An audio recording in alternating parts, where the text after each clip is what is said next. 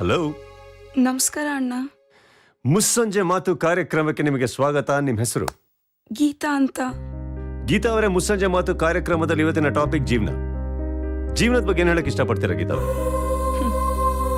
ಜೀವನ ಹೇಗಿದೆ ಅಂತ ನೋಡಿದ್ರೆ ತಾನೇ ಅಣ್ಣ ಅದನ್ನ ಹೇಳೋಕ್ ಸಾಧ್ಯ. ಗೀತಾ ಅವರೇ, ನೀವು ತುಂಬಾ ಬೇಜಾರಲ್ಲಿದ್ದಂಗಿದ್ದೀರಾ, ಯಾಕೇನಾಯ್ತು? ಚಿಕ್ಕ ವಯಸ್ಸಿನಲ್ಲಿ ಓದ್ಲಿಲ್ಲ ಅಣ್ಣ. ನನ್ನನ್ನು ಓದಿಸೋಂಥ ಶಕ್ತಿ ನನ್ನ ಹೆತ್ತವ್ರಿಗೂ ಇರಲಿಲ್ಲ. ಬಡತನ, ವಯಸ್ಸಾದ ತಂದೆ ತಾಯಿ, ಜೀವನ ಅನ್ನೋದು ಇಷ್ಟೊಂದು ಕಷ್ಟವಾಗಿರುತ್ತೆ ಅಂತ ಈಗಲೇ ಅಣ್ಣ ಗೊತ್ತಾಗಿತ್ತು. ಮದುವೆ ಗೀತಾ ಅವರೇ? ನಮ್ಮಂಥವ್ರನ್ನ ಯಾರಣ್ಣ ಮದುವೆ ಆಗ್ತಾರೆ? ಯಾಕೆ ಅಂದರೆ ನಾನು ಕೆಲಸ ಮಾಡ್ತಾ ಇರೋದು ಪೆಟ್ರೋಲ್ ಬಂಕಲ್ಲಿ. ನಮ್ಮನ್ನು ಮದುವೆ ಆಗೋನು ನಾವು ದುಡ್ದಿದ್ದನ್ನೇ ಕಿತ್ಕೊಂಡು ತಿನ್ನೋನ್ ಸಿಗ್ತಾನೆ ಹೊರತು ನಮ್ಮನ್ನು ಸಾಕೋನಲ್ಲ ಅಣ್ಣ. ನಮ್ಮಂಥ ಹೆಣ್ಮಕ್ಳಿಗೆ ಆಸೆ ಜಾಸ್ತಿ ಅಣ್ಣ.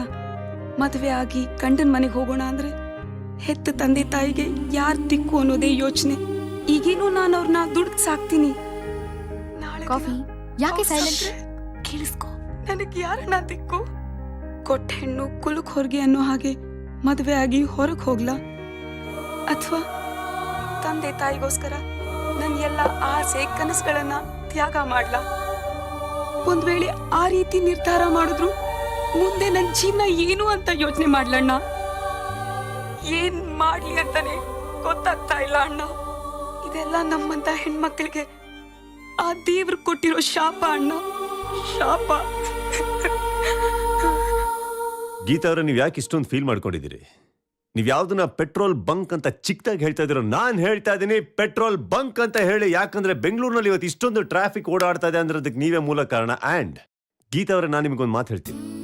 ಪೆಟ್ರೋಲ್ ಬಂಕಲ್ಲಿ ಕೆಲಸ ಮಾಡೋದ್ರಿಂದ ಇವತ್ತವರೆಗೂ ಯಾವ ವ್ಯಕ್ತಿ ಚಿಕ್ಕವನಾಗಿಲ್ಲ, ಆಗೋದಿಲ್ಲ. ಆ್ಯಂಡ್ ಗೀತಾ ಅವರೇ, ಜೀವನದಲ್ಲಿ ನಾನೇನು ಹೇಳ್ತೀನಿ ಅಂದ್ರೆ, ಈ ಆಸ್ತಿ, ಅಂತಸ್ತು, ಐಶ್ವರ್ಯ, ಅದು ಇದು ಮಣ್ಣು ಮಸಿ ಏನಿದೆ ಅದು ಯಾವುದು ಬೇಕಾಗಿಲ್ಲ. ಮನುಷ್ಯನಿಗೆ ಬೇಕಾಗಿರೋದು very very one simple thing Geetha ಅವರೇ, ಒಳ್ಳೆ ಮನಸ್ಸು.